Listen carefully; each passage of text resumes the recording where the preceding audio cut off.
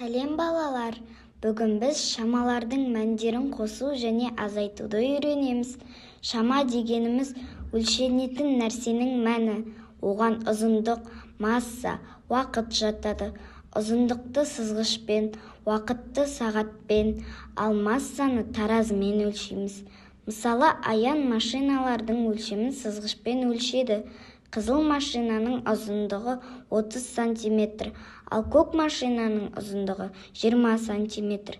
Екеуін қатар қойып өлшесе, машиналардың ұзындығы 50 сантиметр болды. Ал Ажар үйіндегі алмаларды өлшеп көрді. Таразыда 3 алма 3 килограммды көрсетті.